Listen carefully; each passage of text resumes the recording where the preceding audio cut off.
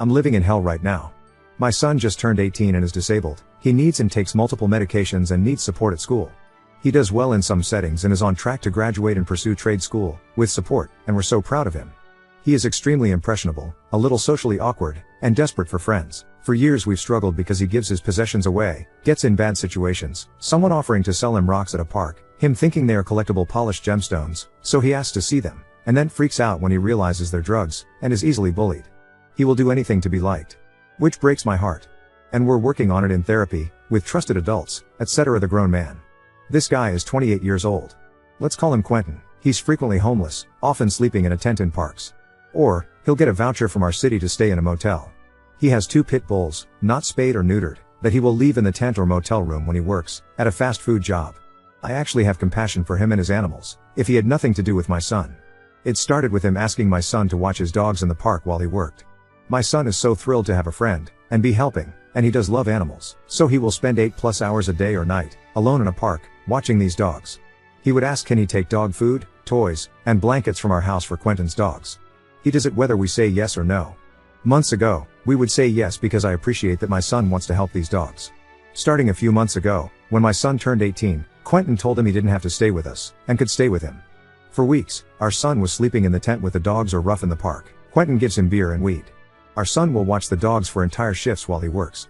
Quentin tells him he will help him get a tent and vouchers, too. The police are sympathetic especially because my son has disabilities and also some medical issues. But he is 18. School is supportive but he's almost to graduation and again, he's 18. We had not ever pursued medical conservatorship or anything like that because before now lots of things were going right and we don't take that lightly. Removing civil liberties from another young adult. In the past week, Quentin got another room at the motel. He messaged my son to come stay with him, and he did. My son sat in the room and watched his dogs while he worked and I imagine they smoked and hung out when Quentin was not working. My son would respond to text messages from us but asserted he is an adult and can go where he wants. He missed a week of medication, school, part of his part-time job, and another important appointment. Being Quentin's friend is more important than all of these things and he feels good helping his friend and says, Quentin / is like a brother to me, he's the best brother I've ever had. Quentin's own family have kicked him out. They are nearby. No idea who watches the dogs when my son is not available. Quentin doesn't drive and earlier this week my son gave Quentin his bike because he needs it more than me. Our son came home yesterday and had a complete psychiatric crisis because he's been unmedicated, and probably also high/drinking, for so many days. His medical issues are exacerbated. He was banging his head on the concrete floor and when we called emergency services, he spit at the police so they put a spit hood on him and restrained him. It was horrific and he was begging for help.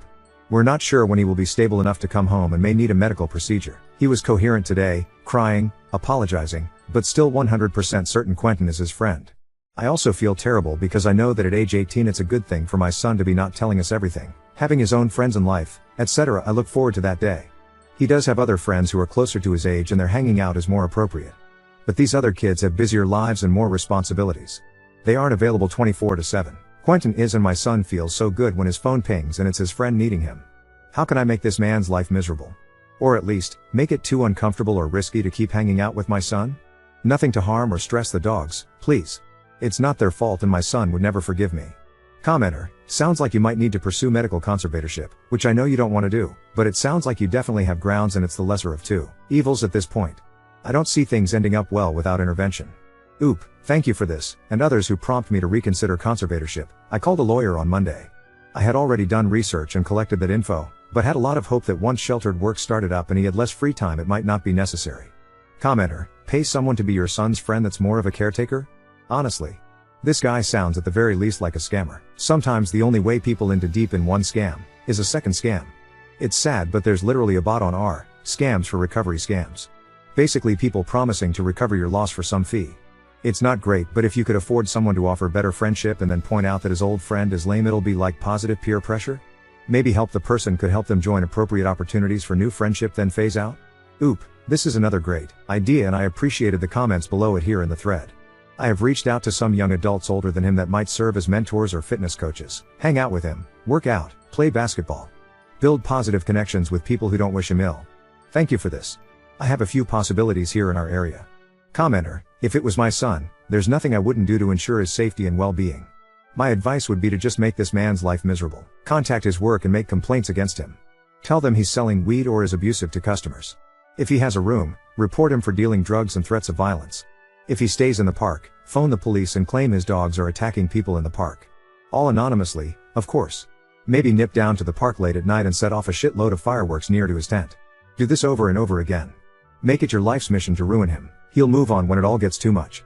My son is autistic too, and him being taken advantage of is a great worry for me. I hope it all works out for you. Oop, thank you for this. I did contact his employer because my son isn't the only teen in the neighborhood Quentin is giving alcohol to. I also contacted management at his motel where he occasionally stays to let them know this person was letting a vulnerable teen stay there, and miss school, and meds, and that it was surely against their policy.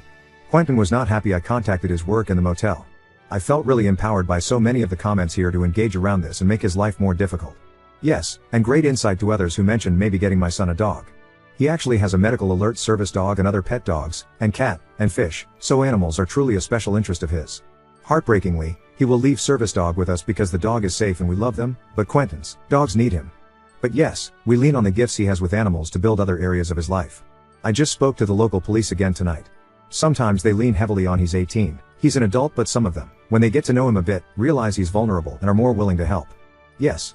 Son has an interview tomorrow at an animal adoption center. This is the type of setting that would keep him busy, help him feel like he's doing something important, and give him better adults to be around. Commenter, get rid of the dogs. Go on Facebook and post how they are being abused, and an intervention must take place. Get rid of the tent. Is he camping illegally? Call the cops. Get rid of Quentin. He's not good for anyone right now, not even himself. A major intervention is 100% necessary for all parties involved, for the police, for you, and for your son. There is so much to lose with inaction. Oop, I did part of this evening. Son got home from hospital last night, back on meds, stable. Goes to his special interest class at school, does great. Goes for bike ride. Lo and behold, he's back out with Quentin and the dogs. It's after 10 p.m. so park is closed. Quentin is pitching the tent. I called the non-emergency line to let the police know a homeless man with 2 pit bulls was sleeping in that park near the playground. Police went and moved him, sent Son back to us. I will keep doing this. I might also flyer homes near the park to let them know there's a homeless man with 2 pit bulls who provides alcohol and weed to teens in the park near their home, to help make it less comfortable for him to be there.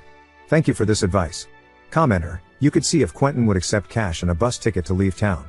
It would be the least messy way to disentangle him from your son. Or if you can round up a group of scary people in a van.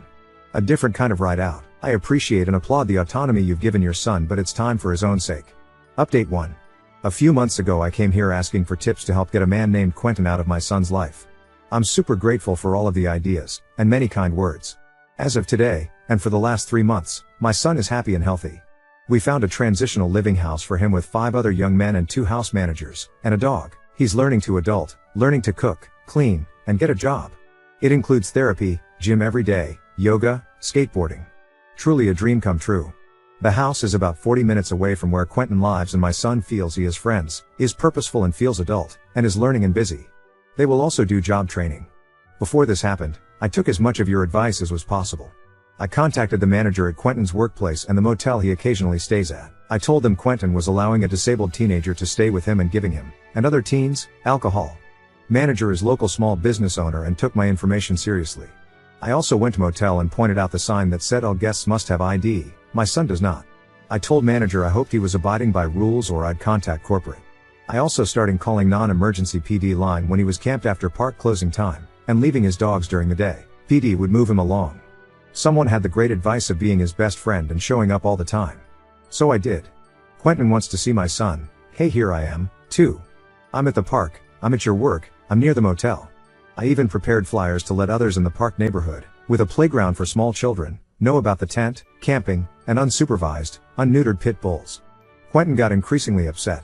He said I was stalking him and he was going to call the police. I said, politely, please do. I'd love to tell the police more about what you're doing with my son and other vulnerable young people. I told him, you want to be in my son's life, I'm in your life. Up to you. I really felt bold after all of your advice and encouragement. I was willing to keep going for the long haul. In the meantime we found a lawyer and I started tapping into resources to find my son some kind of job training, because he really wants to help and feel grown up. For a few weeks he was working at a drugstore through a program through a local agency. That was huge for him, stocking and cleaning and helping people. It also kept him busy for about a month and kind of removed Quentin slightly.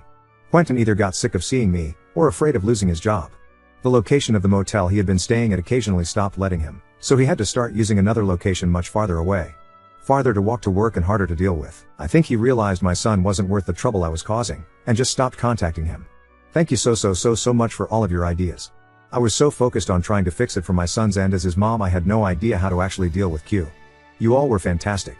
Huge thanks from the mom of a happy, healthy, busy and purposeful young adult son.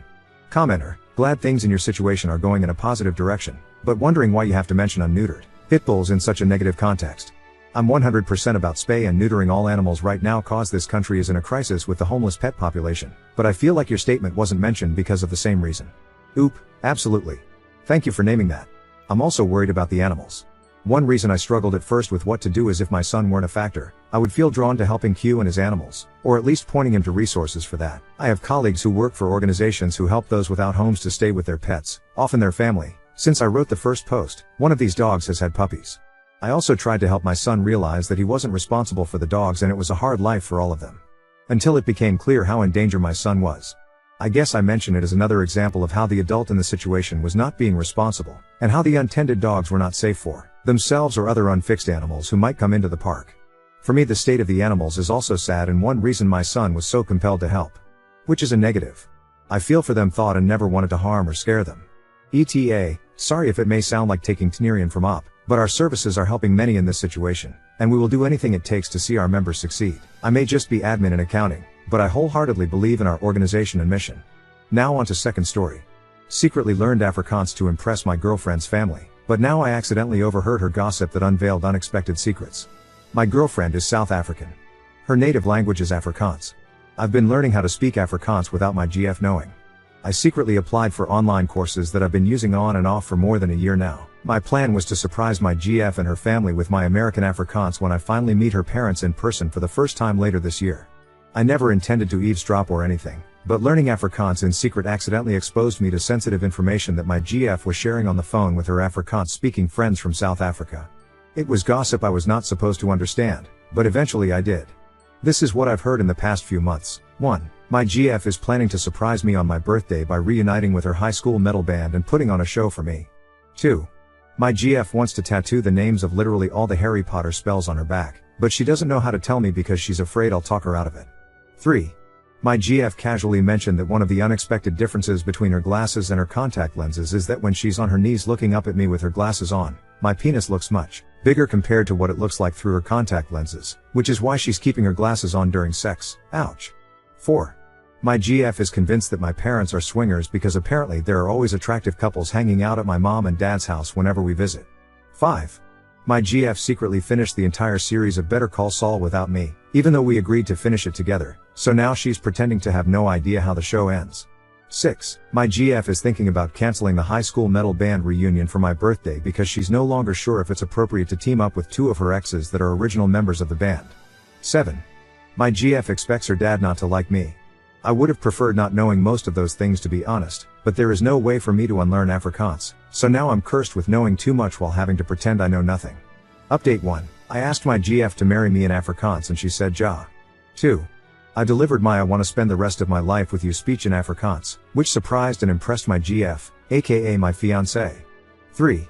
As soon as my GF became my fiancé, I casually mentioned that I've secretly been learning her native language and accidentally been eavesdropping on several phone call conversations she had with her Afrikaans-speaking friends about things I was not supposed to understand, like, for example, her feeling conflicted about reuniting with her original high school band members for my birthday because the band apparently included two of her exes, or the fact that she wanted to tattoo literally all the Harry Potter spells on her back, or that she finished Better Call Saul without me, or that she thought my mom and dad were swingers, or the real reason why her glasses were always on during sex, or that she's convinced that her dad would hate me, or some of the stuff she said to her friends after my original post, like how she was struggling to get used to my braces because the braces in my mouth plus the freckles on my face somehow made me look underaged and low-key made her feel like she's my older sister when we were out in public.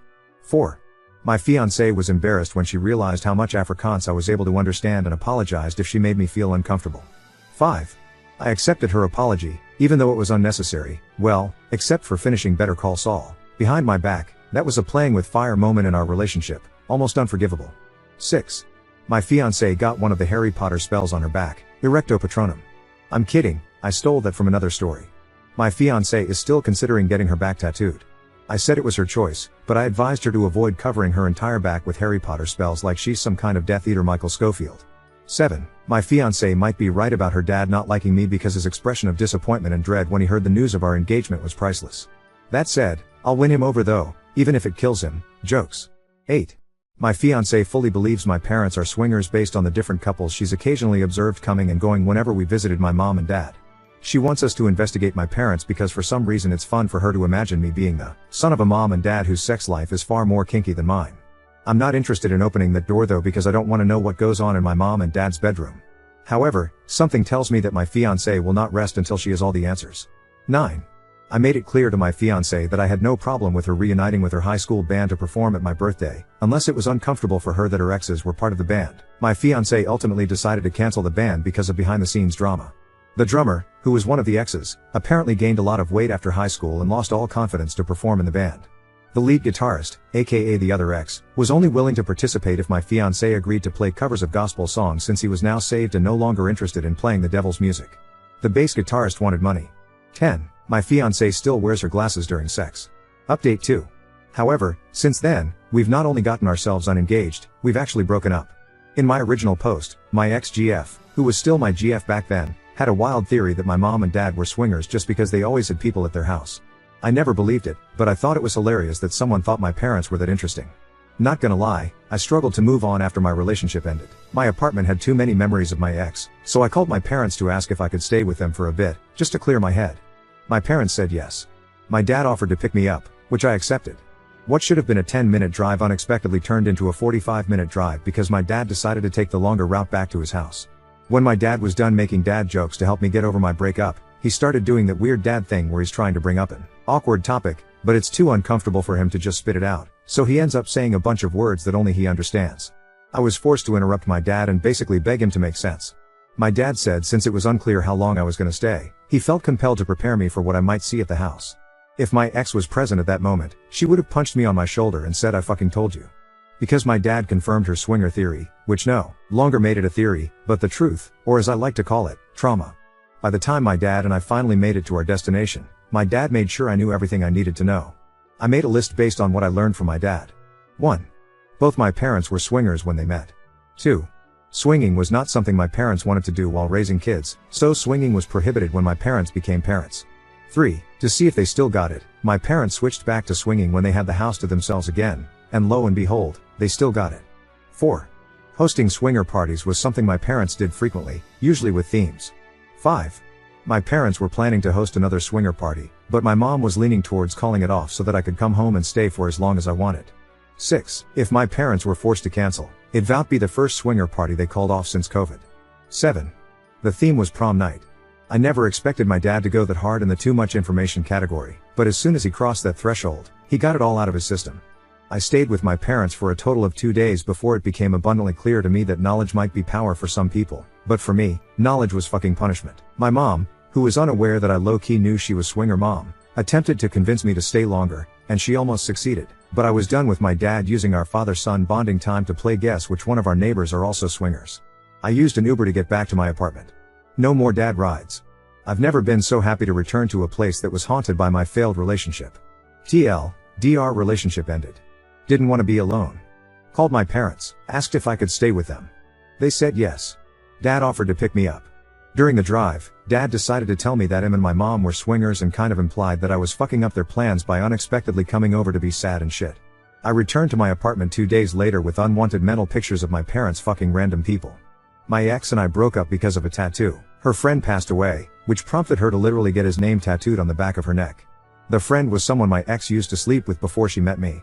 I made it clear to her, prior to the tattoo, that I understood that it was her body to do with whatever she wanted, but as someone who was prepared to be with her forever, it was gonna be uncomfortable for me to see another guy's name on her body for the rest of our lives, especially the name of a dead guy she had casual sex with. My ex got the tattoo anyway. The tattoo was small and barely visible. That was her defense. I knew it was there. That was enough. It was also very fucking visible in the doggy style position. Sorry for the TMI. We argued about the tattoo until we eventually said enough hurtful things that could never be unsaid. Clearly, the tattoo was worth losing me because the tattoo is still there, and I'm not. I would gladly relive the pain of my relationship getting napalmed, then listening to my dad make up synonyms for swingers like no-no monogamo.